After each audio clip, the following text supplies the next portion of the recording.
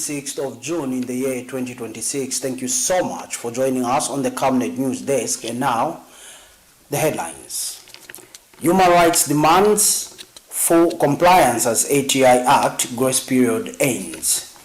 KABWATA shooting victim dies, police upgrade case to murder. Government nears completion of 4.8 million kwacha MWENZO water scheme. In international news, South Africa vows firm response to anti-migrant violence. And in sports news, VOWS Commercial Committee sets $30 million goal to revive football finances. Join us for these and many more stories after a break. Voting is one of the few moments where we all have a voice. One person, one vote. No titles, no status. Just a choice. It's not about doing nothing. It's about showing up. Because your vote matters. It's easy. It's important. It's ours. Count me in. Count me in. Count me in. Count me in. Count me in. Count me in.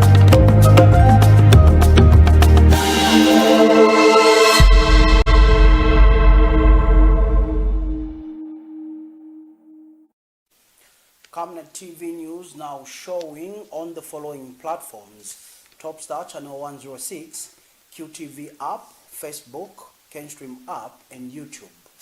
With the main news in detail, I'm Tapelo Joe Smarter.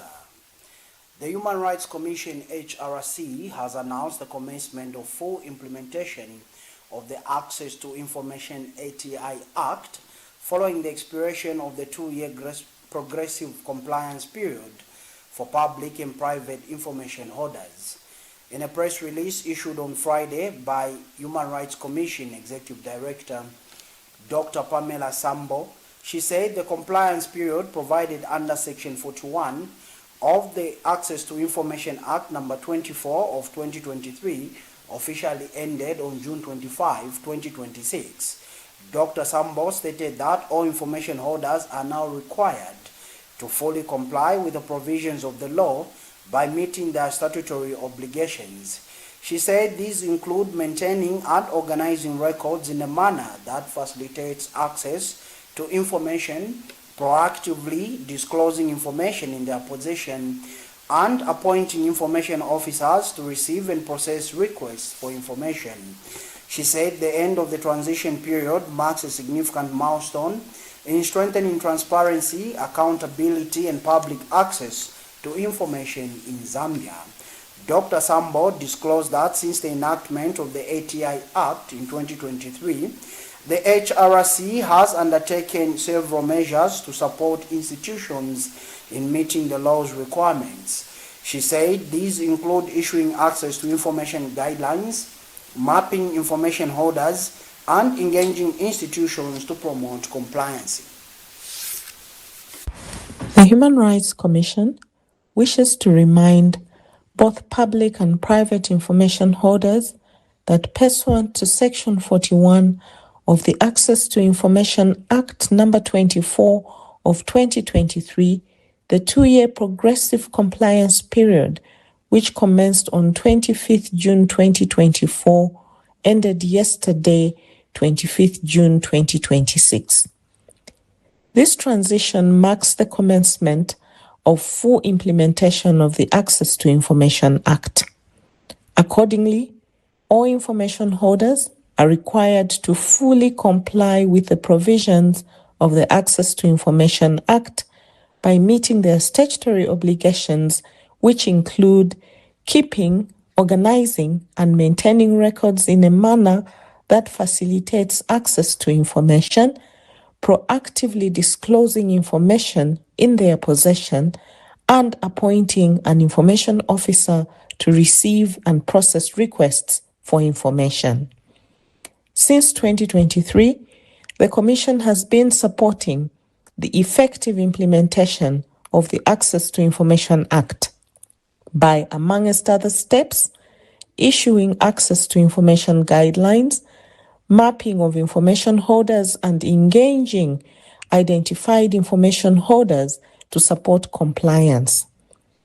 While some institutions have appointed information officers and initiated steps towards compliance, others are yet to fully align their internal processes with the requirements of the Access to Information Act.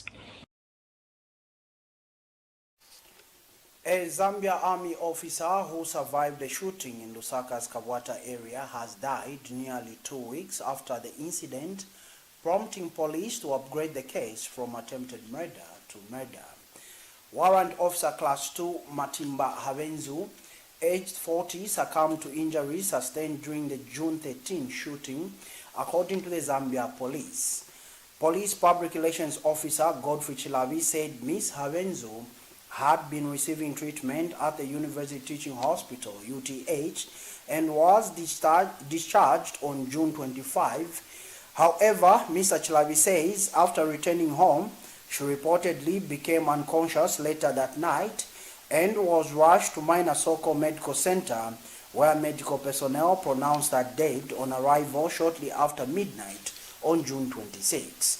Mr. Chilavi said authorities have deposited the body in the mortuary pending a post-mortem examination to establish the exact cause of death. He said following Ms. Havenzo's death, police have reclassified the case from attempted murder to murder. Mr. Chilavi said the suspected shooter, Warrant Officer Mwanauta Chansa of the Zambia Army, had earlier died after allegedly ingesting pesticide. He said investigators are continuing to examine the circumstances surrounding the shooting and the subsequent deaths. The Zambia Police Service wishes to inform the public that the victim in the KABWATA shooting incident, Warrant Officer Class 2 Matimba Havenzu, aged 40 of the Zambia Army, who sustained gunshot wounds on June 13, 2026, has died. The deceased had been receiving treatment at the University Teaching Hospital and was discharged on June 25, 2026. After returning home, she suddenly became unconscious later that night and was rushed to Soko Military Hospital, where she was pronounced dead on arrival around 0005 hours on June 26, 2026. The body has since been deposited in the mortuary and is awaiting a post-mortem examination. Following this development, the case has been reclassified from attempted murder to murder. The suspect, Warrant Officer Mwanauta Chansa, also of the Zambia Army, had earlier died after allegedly ingesting pesticide. Police investigations into the matter are ongoing. The Zambia Police Service extends its heartfelt condolences to the bereaved family, the Zambia Army, and the deceased colleagues. A 38-year-old truck driver has died after the vehicle he was driving collided with a stationary truck at Kakumba Bridge in Mfunza District along the Great East Road. The fatal accident occurred around 23:30 hours on June 25, 2026 and involved two Volvo trucks traveling in the same direction. According to the Zambia Police Public Relations Officer Godfrey Chilavi, the first truck, driven by 50-year-old Prince Malumbe of Kafiwe District, had developed a mechanical fault and was stationary at the entrance of Kakumba Bridge facing east. Mr. Chilavi said the second truck, driven by Wisdom Sakala, aged 38 of Chipata District, crashed into the stationary vehicle before losing control, striking the Acro Bridge and overturning onto its right side. Mr. Chilavi said Mr. Sakala sustained fatal injuries and was pronounced dead upon arrival at Chongwe District Hospital. He said his body has since been deposited in the hospital mortuary awaiting post-mortem examination. Mr. Chilavi said a passenger in the truck, identified as Gabriel Lungu, aged 43 of Ja Compound in Lusaka, sustained injuries and receiving treatment at Chongwe District Hospital, while the driver of the stationary truck escaped unhurt.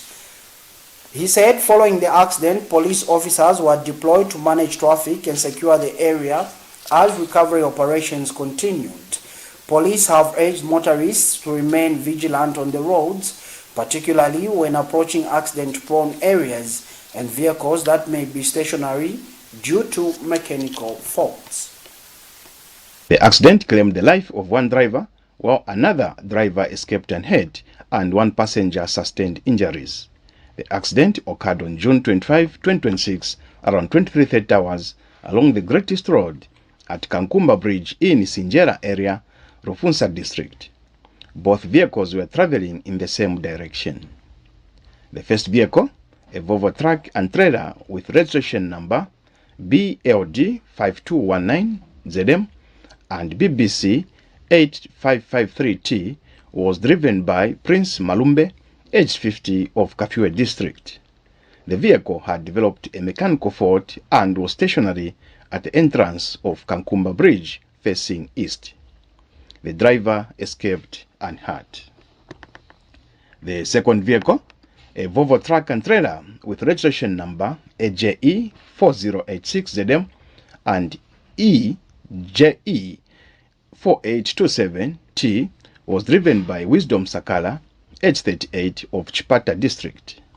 It collided with the stationary truck, lost control, struck the Akro Bridge and overturned into its right side. As a result of the collision, Mr. Sakala sustained fatal injuries and was pronounced dead upon arrival at Chongwe District Hospital.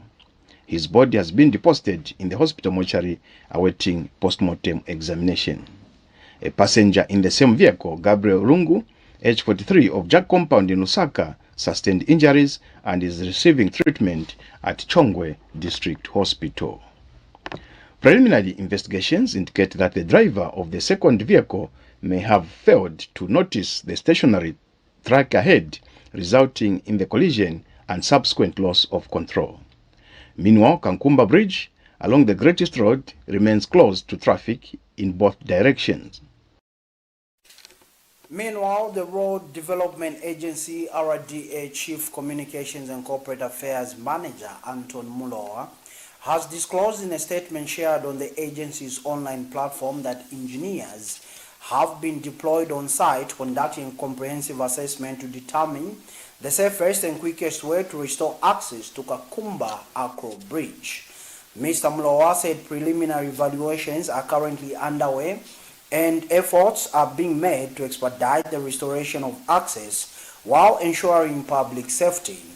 The agency has since closed Kakumba Bridge to all traffic as a precautionary measure and advised motorists to use designated alternative routes.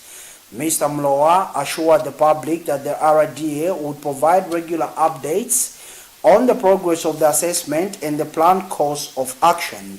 He added that the RDA and other road sector agencies remain committed to maintaining the safety and reliability of the country's road network. The closure of the bridge is expected to disrupt traffic along the busy Great East Road corridor as authorities work to determine the full extent of the damage and implement repairs. Government has achieved a major milestone in the construction of the 4.8 million kwacha MWENZO water supply scheme in Akonde district following the successful drilling, equipping and testing of a borehole that will save more than 3,000 residents. The Ministry of Water Development and Sanitation announced that water quality tests conducted on the newly drilled borehole confirmed that all key parameters, including iron content, fall within acceptable national standards, making the water safe for domestic use. The project, financed by the government through the Ministry of Water Development and Sanitation, is designed to address long-standing water challenges in MWENZO and surrounding communities. Once completed and commissioned, the scheme is expected to provide a sustainable supply of clean and safe water to more than 3,000 people.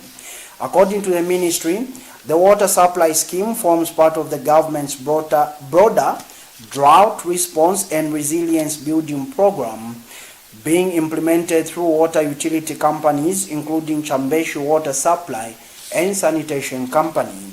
The initiative aims to strengthen water security, improve public health outcomes, and enhance service delivery in rural and peri-urban communities.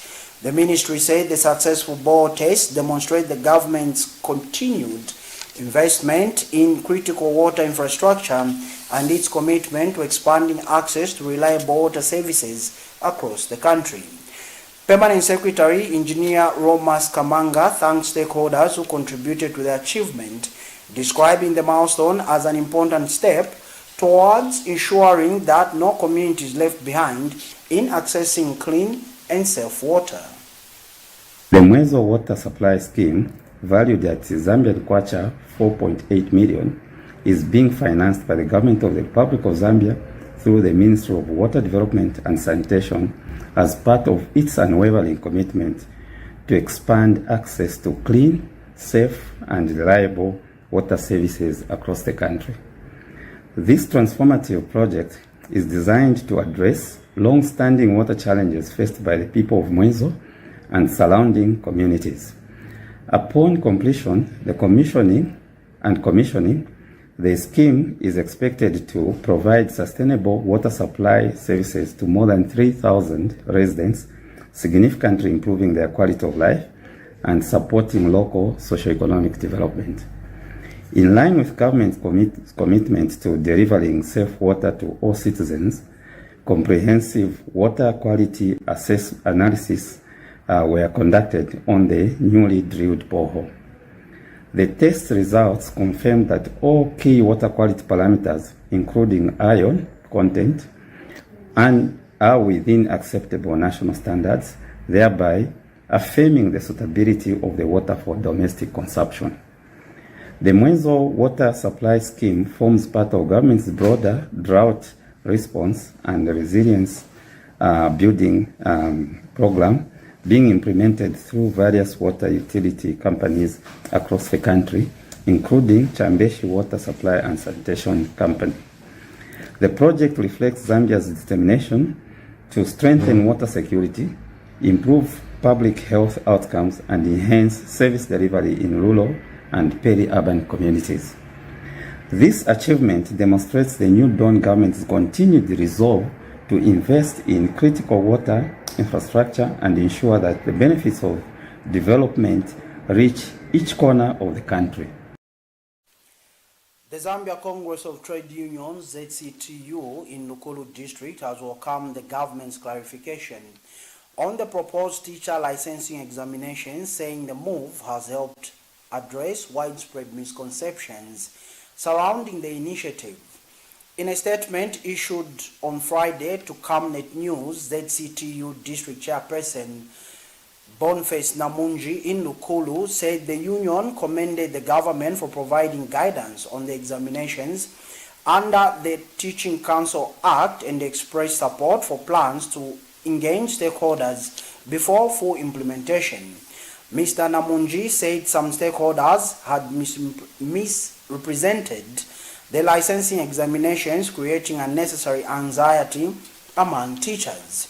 He noted that teachers play a critical role in national development and should be supported rather than used to advance personal interests. The union specifically welcomed remarks by Permanent Secretary for Educational Technical Services, Dr. Kelvin Mambwe, saying his clarification had placed the matter in its proper context. Mr. Namunji also backed the Ministry of Education's decision to undertake extensive stakeholder consultations and public sensitization before implementing the relevant provisions of the Teaching Council Act. Meanwhile, the labor movement praised the Teaching Council of Zambia for introducing a loan scheme for teachers, describing it as an initiative that could significantly improve educators' welfare due to its low interest rates. However, the union urged teachers to exercise caution when borrowing and encourage them to use loans for productive and income-generating activities rather than immediate consumption. Mr. Namunji said borrowing remains a personal financial decision and stressed that every loan should ultimately benefit the borrower. The Zambia Congress of Trade Unions, ZCTU Lukuru branch, commends the government for providing clarity on the proposed teacher licensing exams as outlined under the Teaching Council Act. This matter has been widely misunderstood and misrepresented by various stakeholders, with some individuals using it to create unnecessary anxiety among our hardworking teachers for personal gain. Teachers play a vital role in shaping our society and deserve the highest level of respect and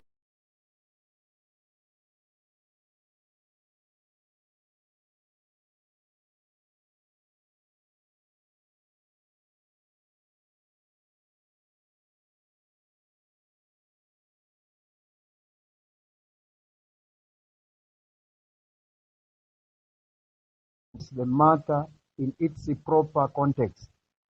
We fully support the Ministry of Education's position to undertake extensive stakeholder consultations and public sensitization before the full implementation of the relevant provisions of the Teaching Council Act. We also commend the Teaching Council of Zambia for introducing a loan scheme that offers one of the lowest interest rates available to teachers. This initiative has potential to improve the welfare of educators. However, we urge our members to obtain loans only for productive and sustainable purposes. The Lusaka City Council LCC has commenced the replacement of streetlight fittings on key roads across the capital in a move aimed at improving public safety and enhancing visibility for motorists and pedestrians. The Council's Engineering Services Department has already started installing stronger streetlight components, including batteries, solar panels, and lighting units along Musi Otunya Road from the Woodlands roundabout to Tokyo Way. According to the Council, the works have progressed well and are advancing satisfactorily as part of broader efforts to restore and strengthen street lighting infrastructure on major roads. The street light upgrade program seeks to improve road safety, reduce the risk of accidents, and enhance security for road users, particularly during the night. Following the ongoing works on Musi Otunya Road, the Engineering Services Department plans to extend the replacement exercise to several other strategic roads across the city.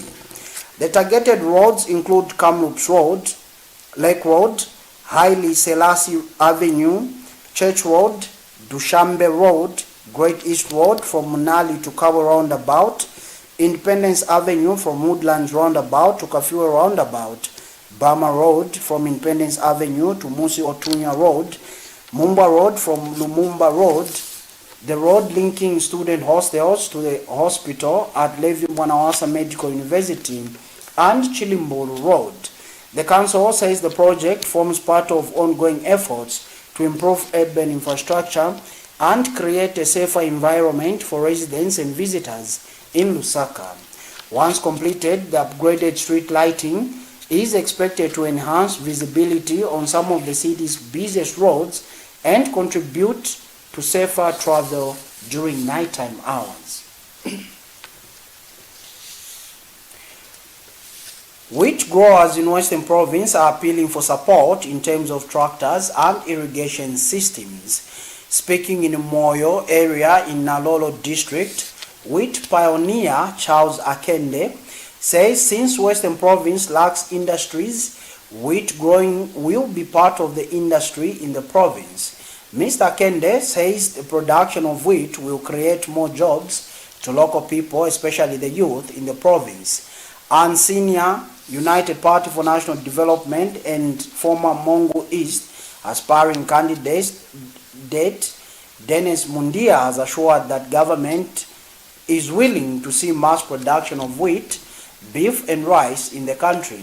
He further applauded the Barotsi Royal Establishment, BRE, for releasing the land for wheat growing in Western Province. Kabila Kelvin Musiebo has more in the following report. Agriculture remains a key pillar of Zambia's development in contributing to food security and economic stability. The introduction of wheat growing in Western Province will significantly change the poverty levels and creation of employment in the province. Speaking in Moyo area in Naroro District, Western Province wheat pioneer Charles Akende says the production of wheat in the province will boost the economic in the province and the country at large. In terms of value addition, we talk of lacking industries in Western Province. This is part of the industry that we want to create here. And part of that, this is what is junkies. They are no junkies. It's just because they don't have what to do, what to keep them busy. So because of Balozi land having vast, plains, so we are trying to employ them through this initiative. The President Akande Chilema has initiated already. There is what is voluntary national service. So much as they get there, they come out from there, they must continue in that perspective to come and continue their works into this agriculture. Mind you, this is what we want to see as an offensive kind of an approach in agriculture sector. Wheat grower marketing officer Angola Liswaniso and Mungongo village headman Mukumbuta Mnyima says the production of wheat will create employment to many youths in the province. This is our wheat initiative, and land has been released by our parents. So right here is the nursery project which we have started, and it is our wish that this program, this initiative catches the whole province, and we would like government to support it. The president has already shown goodwill. It will employ ourselves, our families, and the community at large. And of course, as wheat, it will earn this country a lot of foreign exchange. Miruko na kubani buloto wabungata ngata haya barufuma nali tusisozeswa nange kama kwaba ni kwatuko ni mezi kwaba ni ma water pumps suhulu asola litabazeka fali kako na kulutusa hulu mulero kwa kuli lufeze bubotana lufeze mbusholi kwa mayusi kubabancha. Meanwhile, Senior United Party for National Development official Dennis Mundia appreciated the initiative, stating that it is part of presidential agenda of mass production of beef, wheat, and rice. Zambia is now proving, particularly Western Province, is proving that it has the capability and the capacity in terms of land and the soil type to enter into the fray of exporting of wheat. That shows that you are willing to be part of the presidential agenda of mass production of beef and mass production of wheat and mass production of rice. And I can rightly assure you that the government is so much willing. Kelvin Kabiramsiebo, Camnet News in Moyo area, Naroro District, Western Province. And that particular news item from Western Province takes us to our first set of commercials. But do join us for international and sports news when we come back. Do stay tuned. Get all the latest updates in court news only on Camnet TV. We take you and make you feel part of the court sessions through our in-depth coverage of the adjudication process. Get informed on those who have been arrested, delayed and denied the police bond or bail victims, persons taking plea, court adjournments, verdicts, and those administration issues in the judiciary. You can also follow and give us a like on our social media platforms, Camnet TV, not just another channel. In every celebration, there's a simple choice being made. To belong, count me in.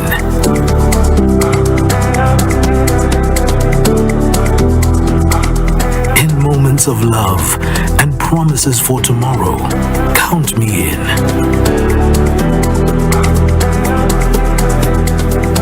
At the checkout line, in the middle of an ordinary day, a reminder that every number matters. Count me in.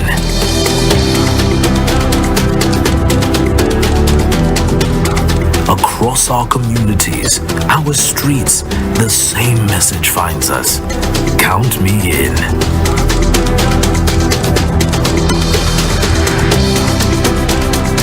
From the everyday worker to the hands shaping our future every day, the call is the same. Count me in.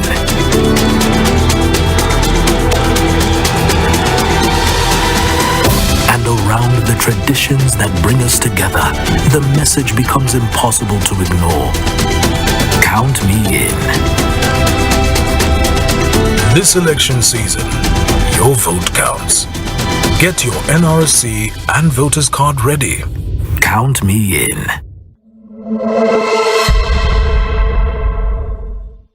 Voting is one of the few moments where we all have a voice. One person, one vote.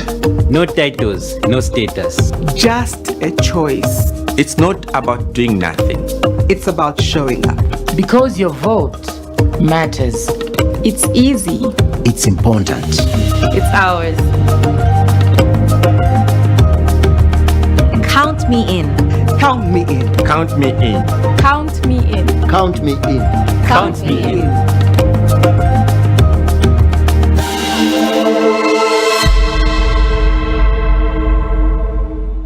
There comes a moment when ordinary ends and greatness begins. The Healing Word Ministries International proudly invites you to a powerful 5 days revival conference. Theme, Stepping into Reloaded Greatness. Genesis chapter 12, verse 1 to 3, hosted by Pastor Victoria Chaluba, alongside anointed ministers of God, Papa Billy Lubanza of Flaming Fire Ministries, Kabwe, Dr. Abedi Bwanika from Christ Witness Church, Uganda, and Father Robert Sahubwa of the Anglican Church in Zambia. Come expecting healing, breakthrough, restoration, and divine direction. This is not just a conference. This is your moment of transformation. Beginning 2nd July at HWMI with powerful worship by the HWMI praise team. Don't miss what God is about to do. See you there.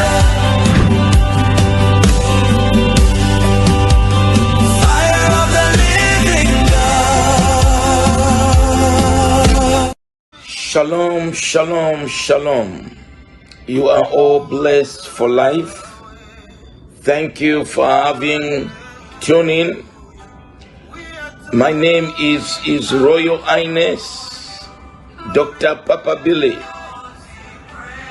coming here to invite you to a great 5 days revival conference. 5 solid days revival conference hosted by Pastor Victoria Chiluba and the Healing Word Ministries International, that will take place from the 2nd to the 7th of July 2026 at the Healing Word Ministry in Ibex, Lusaka. You don't have to miss this, with a great theme, stepping into the reloaded greatness according to Genesis 12, 1 to 3. There will be powerful teaching, worship, prayer, and spiritual impartation.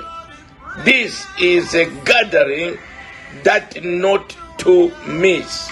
I come to invite you personally not to miss this meeting, because it's going to transform your life, it's going to lift you up, it's going to change your environment. Come one, come all, let's worship Him in Jesus' name.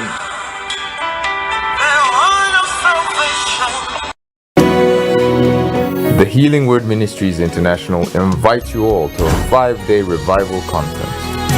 Join us as we step into reloaded greatness. Genesis chapter 12 verse 1 to 3 with our host, Pastor Victoria Chaluba.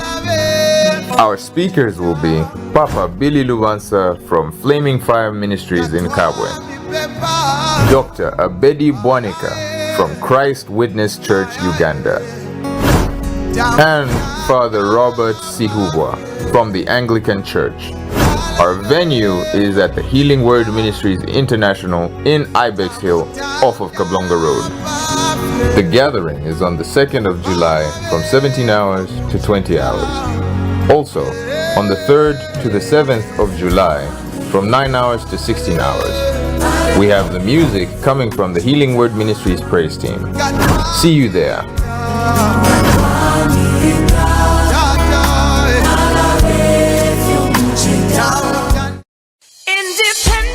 Did you know that you've got the right to complain against any radio or television broadcast?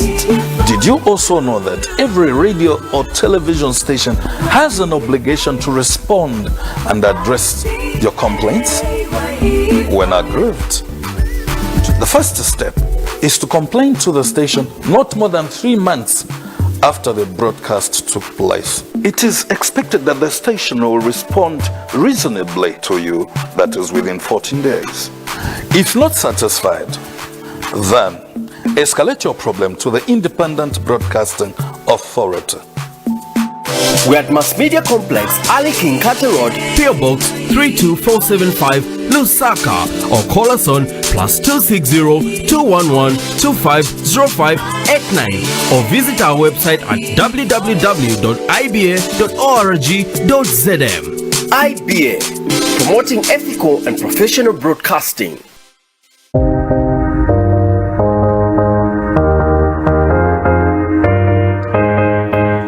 Zambia's beauty industry takes the main stage. For the first time ever, the Ministry of Small and Medium Enterprise Development presents the Cosmetology Expo. It's happening 15th and 16th of July 2026 at Zekis University in Lusaka. Whether you sell, supply, train or transform, it's your free moment to get seen. Hairdressers, makeup artists, wig makers, nail technicians, spa owners, skin and hair product producers, equipment suppliers, this is your stage. Show off your skills, showcase your products and equipment, and run live demos for hundreds of industry players. Sponsorship opportunities are now open for brands looking to connect directly with Zambia's beauty and cosmetology sector. Connect, collaborate, grow your business. Exhibitor slots are limited and by application only. Register now via the link in the caption. For inquiries, call 0979 152 742 or 0968 323 558. Join the Ministry of Small and Medium Enterprise Development in making history by being part of the first Cosmetology Expo.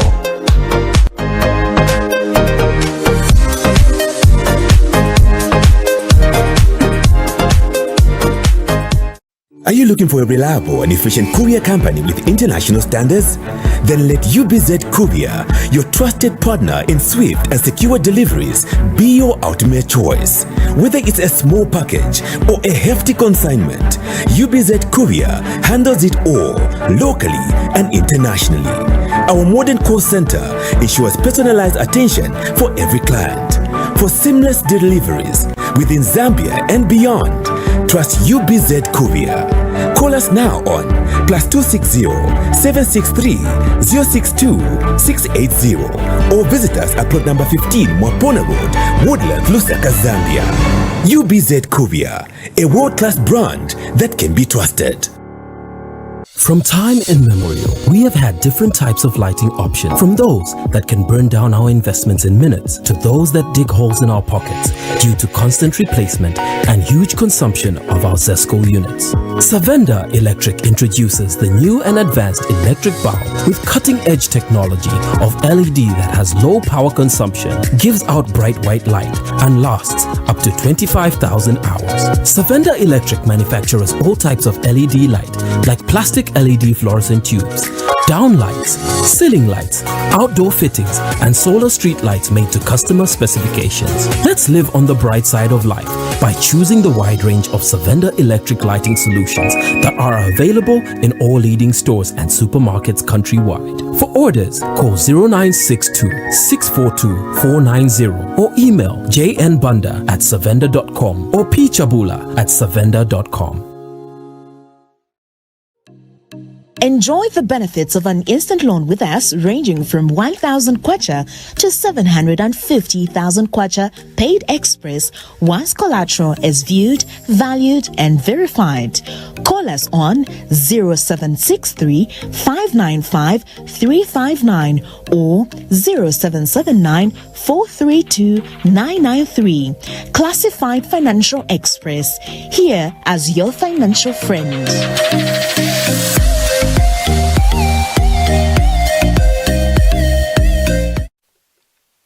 Thank you so much for still joining us on the Camnet News Desk. And now in international news.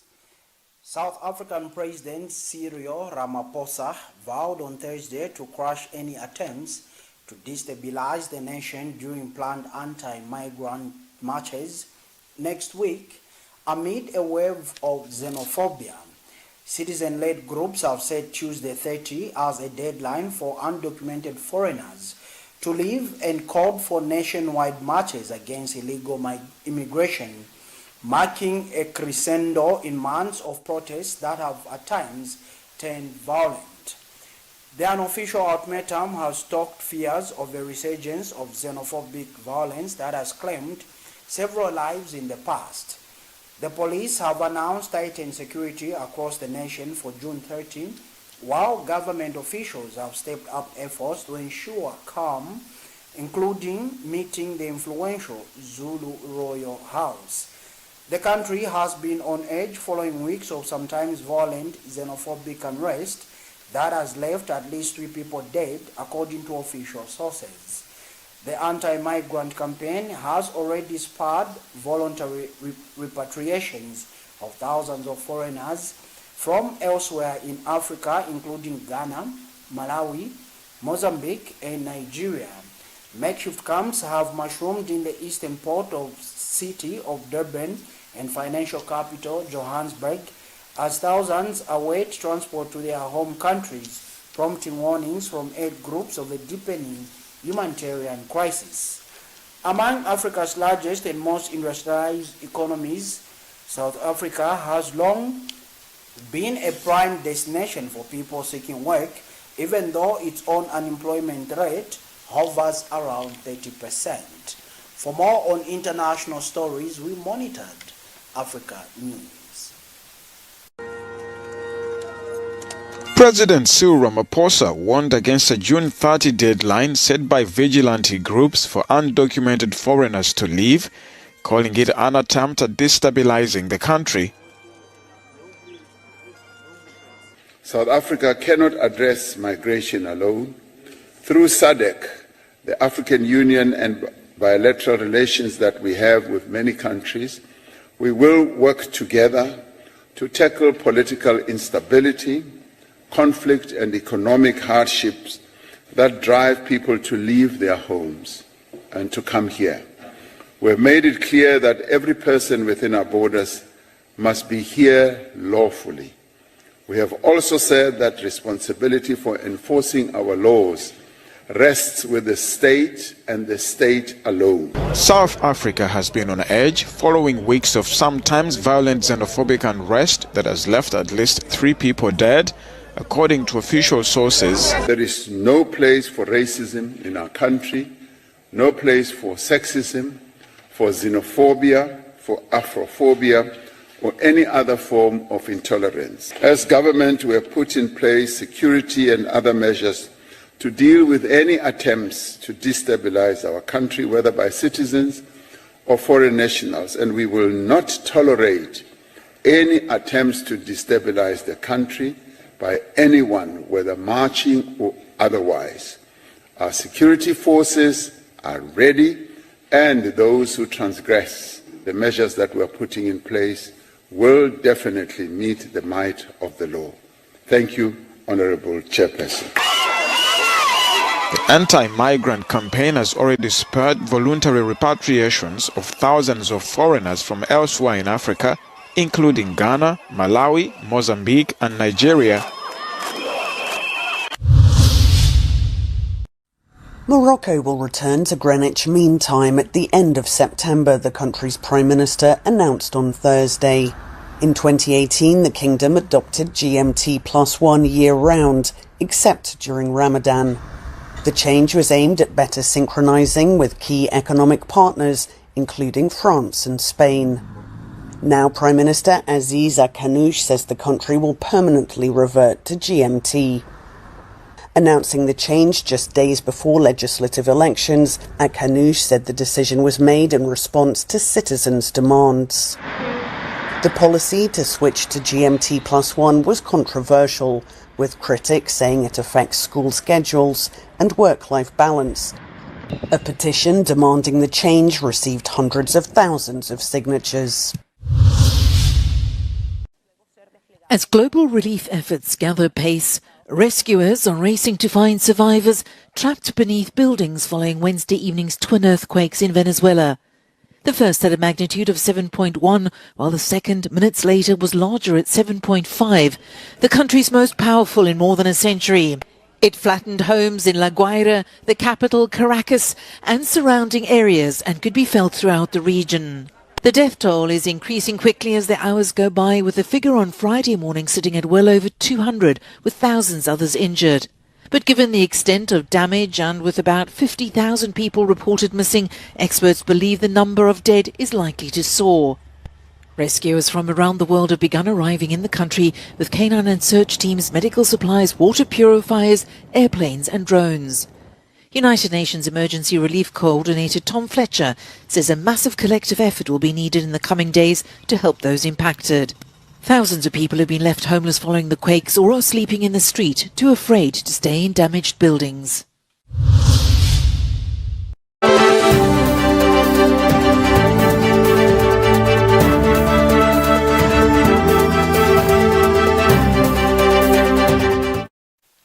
And finally, in sports news this evening, the Football Association of Zambia, VOWS, Commercial and Marketing Advisory Committee, has set an ambitious target of raising at least $30 million over the next 2 years as it begins efforts to strengthen financial sustainability of Zambian football. The high-level committee officially launched its operations during its inaugural meetings at Southern Sun Hotel, where marketing and communication expert Bridget Kambowe was elected chairperson, while prominent lawyer Lewis Mosho was chosen as vice chairperson. Vice President Keith Mwemba said the committee had been deliberately constituted with professionals drawn from key sectors of the economy to help reposition football as a viable commercial enterprise. Mwemba said the composition of this committee is deliberate. He said VOWS had brought together distinguished professionals from across key sectors including banking, telecommunications, mining, law, media, marketing, finance and policy. He said the association could no longer rely heavily on government support and needed to unlock private sector investment to support the growth of the game. Mwemba said football globally has evolved into a major economic sector and Zambia must not be left behind. He added that sound business practices off the pitch must support sustainable success on the pitch. Mwemba added that the committee would play a critical role in helping transform football into an industry capable of attracting investment, creating jobs, generating revenue, and contributing to national development. The committee's first meeting also received a sobering assessment of VOWS' financial position from Head of Finance, Owens Buntele, who outlined years of persistent financial deficits. Buntele said VOWS had struggled with cash flow challenges for more than a decade, recording deficits almost every year since 2010. He said VOWS has been struggling with cash flows as evidenced by the audited financial statements over the years, adding that VOWS has consecutively recorded deficits from the year 2010 except for 2 or 3 years. He noted that the association's annual expenditure has averaged around 200 million kwacha, while revenue has consistently fallen short of that figure.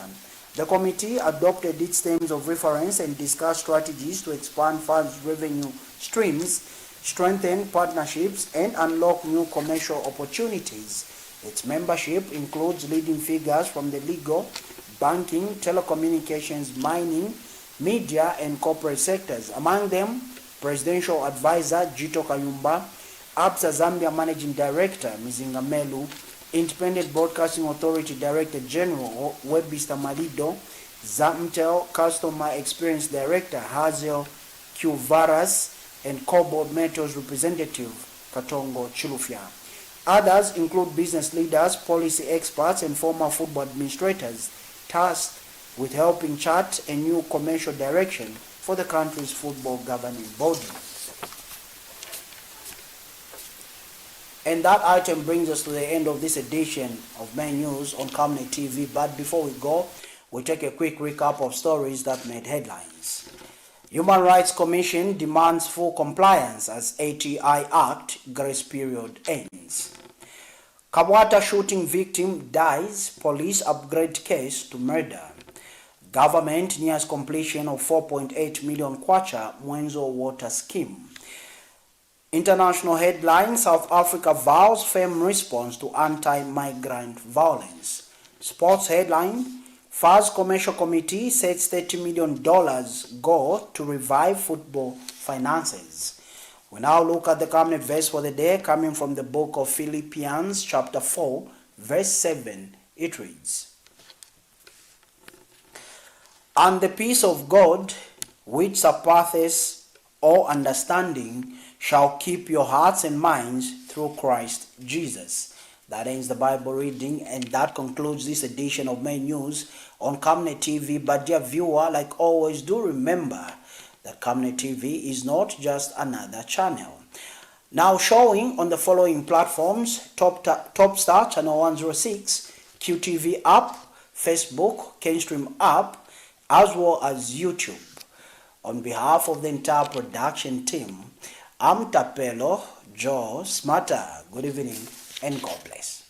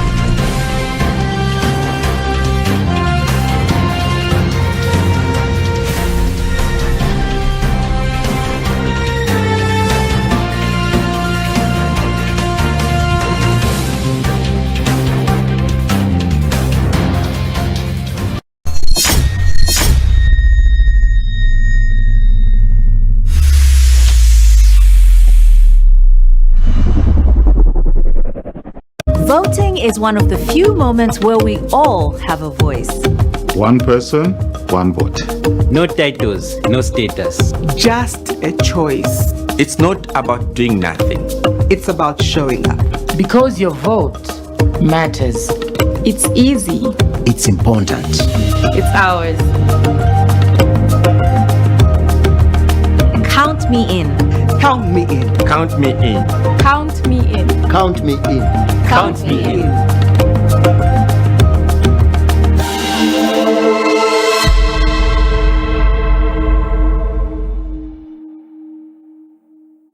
In every celebration, there's there's a simple choice being made. To belong. Count me in.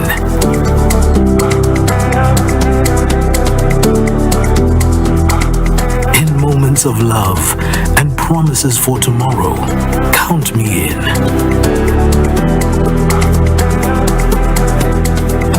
At the checkout line, in the middle of an ordinary day, a reminder that every number matters. Count me in.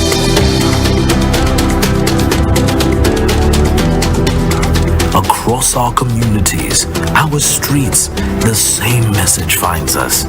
Count me in.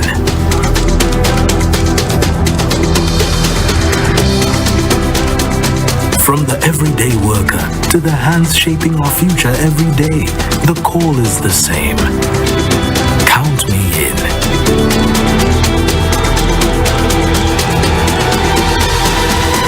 And around the traditions that bring us together, the message becomes impossible to ignore. Count me in. This election season, your vote counts. Get your NRC and voters card ready. Count me in.